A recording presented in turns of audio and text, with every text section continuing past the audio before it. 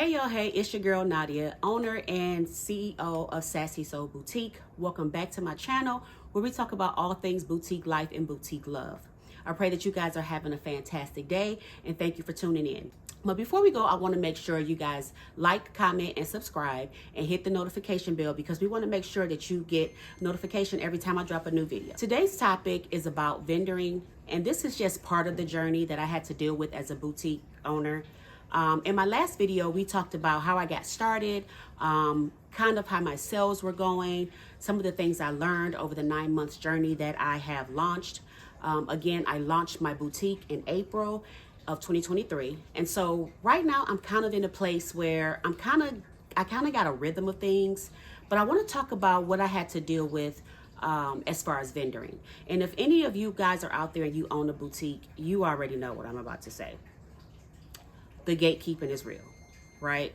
I could not find anyone who was willing to share with me a vendor. I mean, it was like closed lips, 100%. Nobody was willing to talk to me about their vendor. I did have one friend who had a boutique, but her style was a little different from mine. She didn't necessarily share her vendors, but I was kind of snooping around on YouTube one day and I heard a girl say, hey, if you've purchased anything from a boutique, all you got to do is look in the tag. So I'm like, oh yeah, I bought something from her one time and I went and I looked in the tag. I looked in the tag and sure enough, I went and Googled it and there it was, this vendor popped up.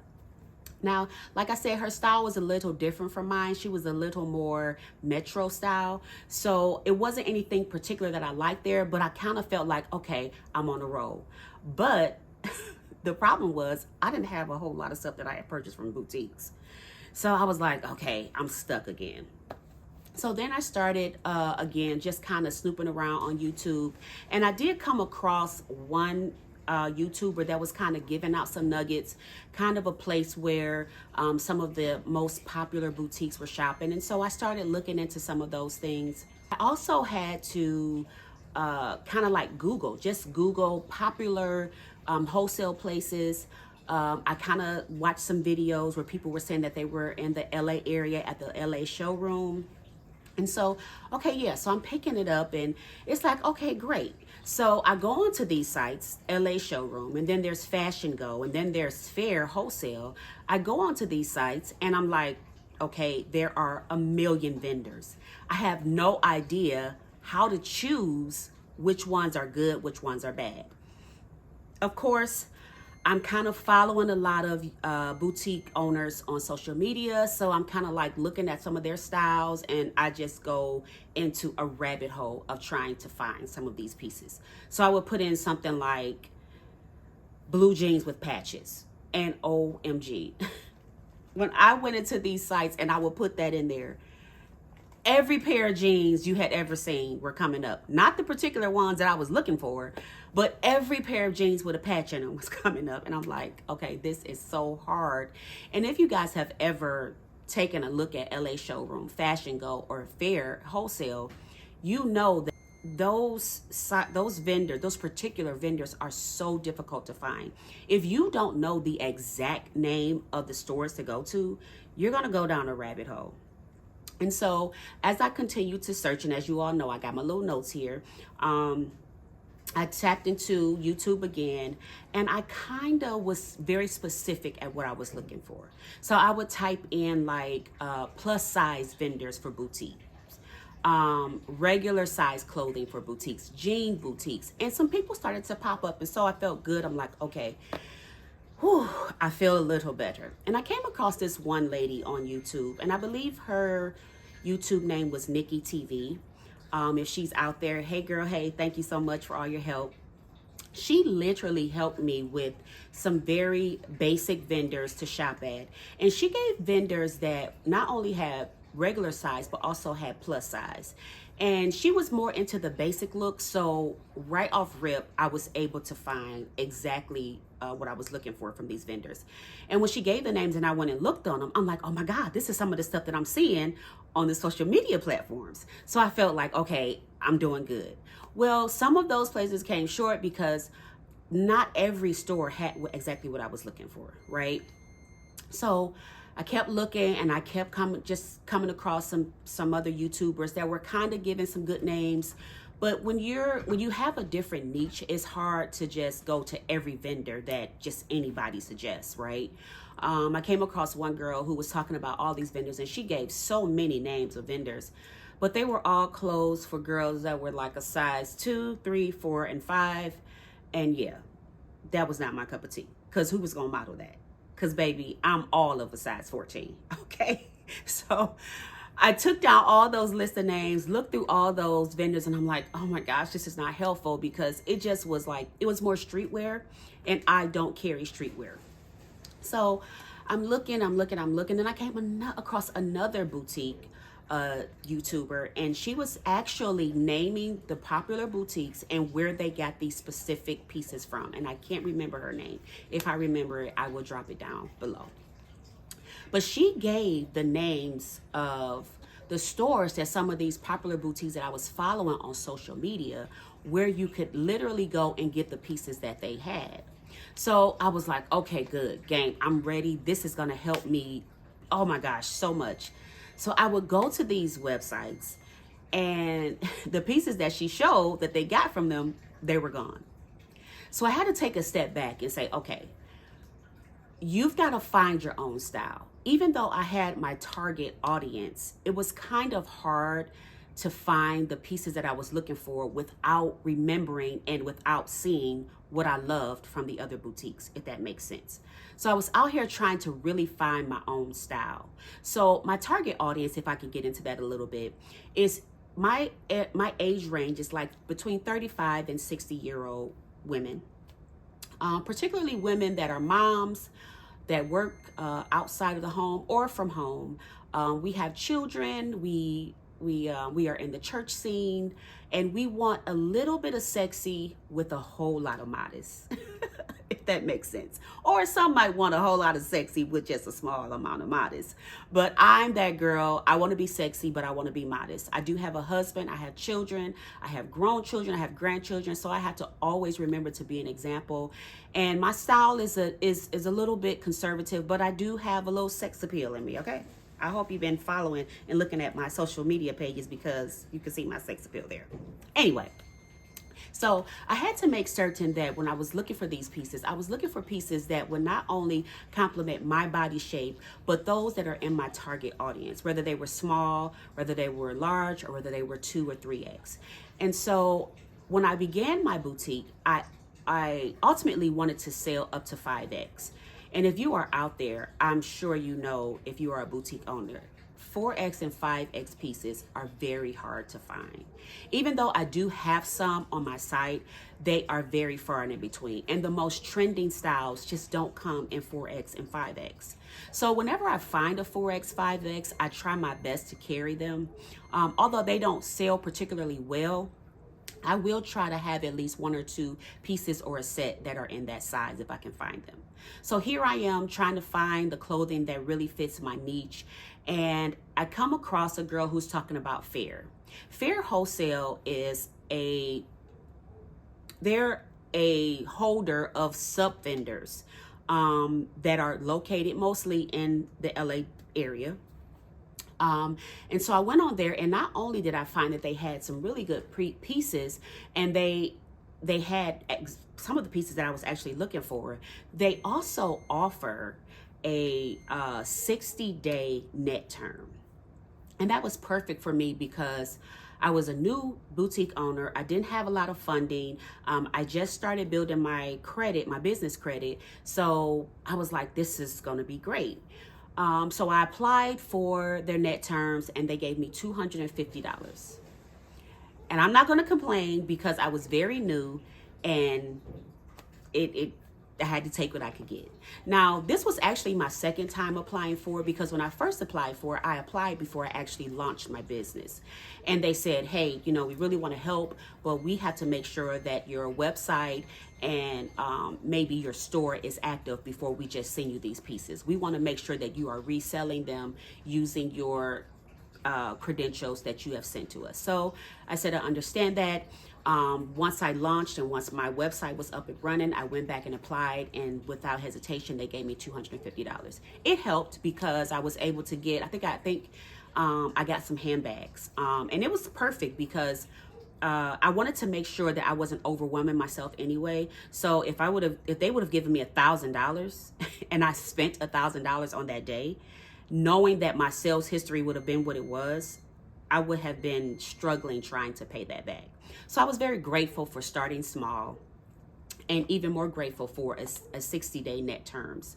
So I got there, I found a couple stores on there that I loved, and so I started my shopping.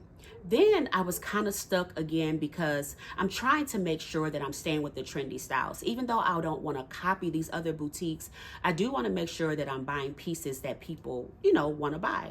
So I learned that Fashion Go has an option where if you see a piece, maybe your friend is wearing a pair of pants or you see someone on social media, you can snap a picture of that and go to Fashion Go, and they will actually have an option where they will load that picture up and try to find something very similar or exactly to what you're looking for.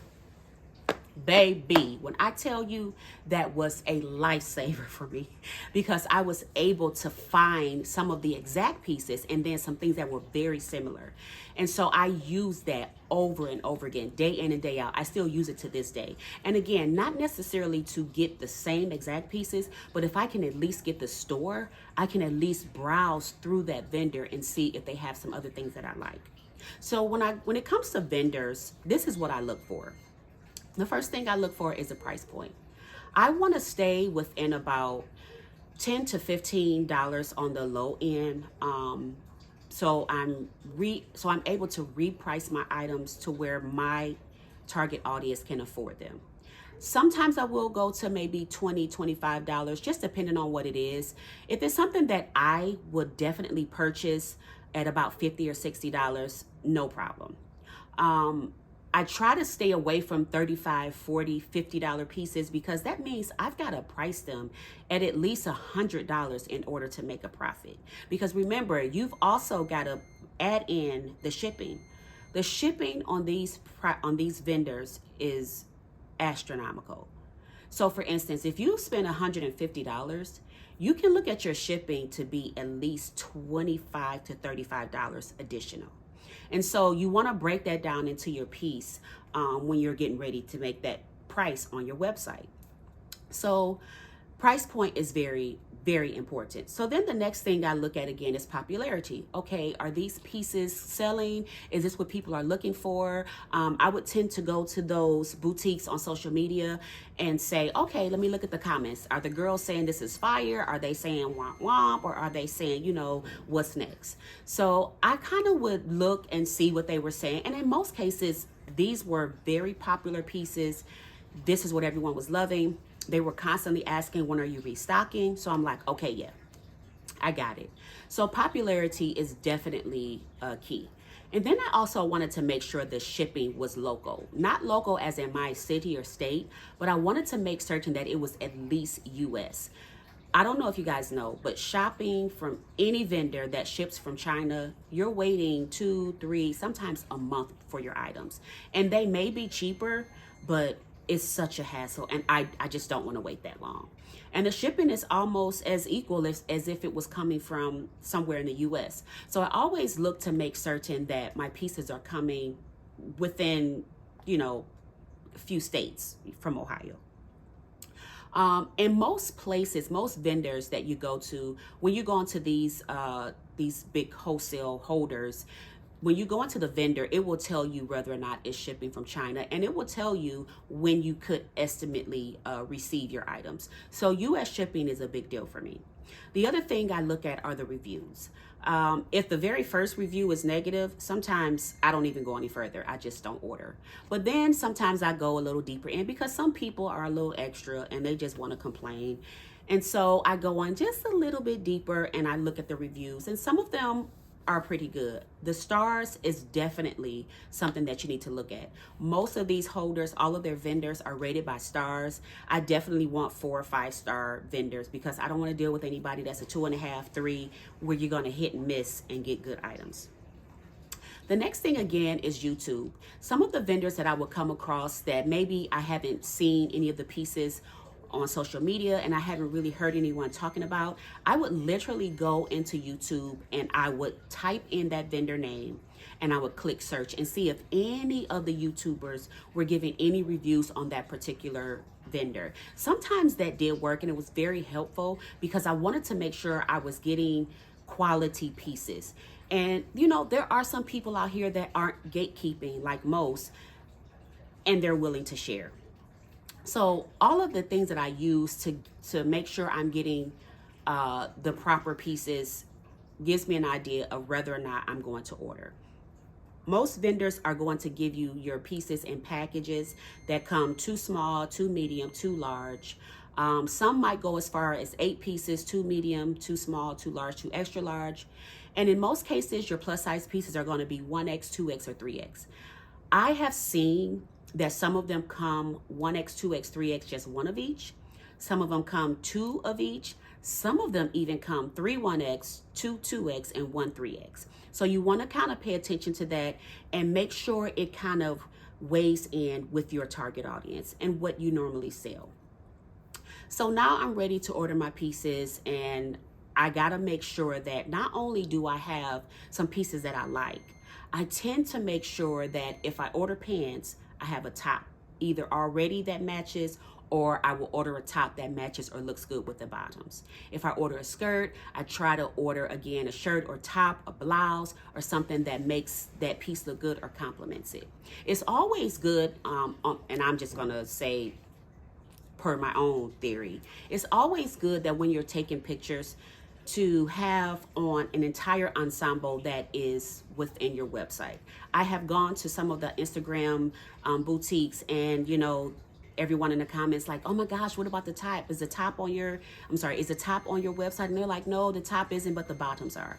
So I don't want to disappoint my customers that way, or my potential customers that way. So I try to make sure that my top and my bottoms are on my website. And sometimes even my earrings, I did start to sell earrings and my handbags. I don't always model handbags with my set, but with my outfit, but I probably should.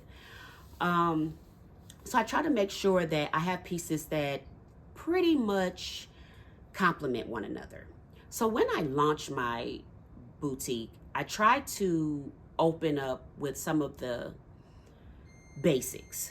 Now, prior to me launching online, I had a soft launch at a pop-up shop at my church. It was a couple months before, and I actually ran into a boutique owner who was getting ready to close her business, and so she actually sold me about 40 pieces for $500. It was amazing. All of the pieces that I had, I used in my soft launch. They did so well, and I actually bought like another pair of pants and a shirt kind of dressed like, and some of those pieces sold out at the pop-up shop. So I was very grateful for that opportunity. That doesn't come easy. Spending $500 at vendors, you do not get 40-something pieces. That is just not heard of.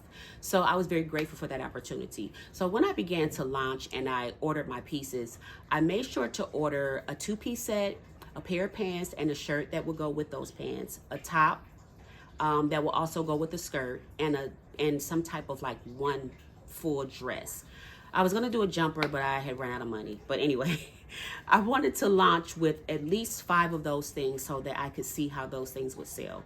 Again, as I mentioned in my last video, and hopefully you have watched my last video, as you know, when I launched on April the 1st, I did not have many orders, so some of those pieces kind of lingered into my next new arrival drop. So one of the things that I am so concerned about when it comes to vendors is that I don't want anything that I can't sell. And thankfully, I have not really come across that too much. I have not come across anything that, oh my gosh, when you get it, nobody can fit it but your 5-year-old child. I have heard of that, but I have never come across that. I did come across some pieces that they kind of didn't give me what I got when I saw the picture, but I'm going to throw them on my website anyway because I think I can put them together with some pants and it's going to look okay. So if you are struggling with finding vendors, I hope that you will take some of my tips and tricks and find your niche and find what you're looking for your boutique. I think I will come back in another video and maybe give a list of vendors, just so that you guys can get started, or maybe you're looking to see if these vendors are really worth it. Maybe I'll do some reviews on some of the pieces that I get from some of these vendors. Drop it down in the comments what you want me to talk about. If you want me to talk about a particular vendor, if you want me to give you a list of vendors. And no, I'm not going to charge you $150. I literally see people charging $100, $200 for a list of vendors, and the list consists of about 200 vendors, and they only really use 10 of them. And so I'm really skeptical about doing that. So I use my tips that I just went over to make sure that I'm getting valuable quality pieces for my customers. Hey, look, I hope this helped you. I hope the information that I shared today will give you just a good oomph in finding your vendor and making sure that your boutique is lined with quality pieces. Don't forget to stay sassy, stay classy, and stay confident. See you in my next video. Bye-bye.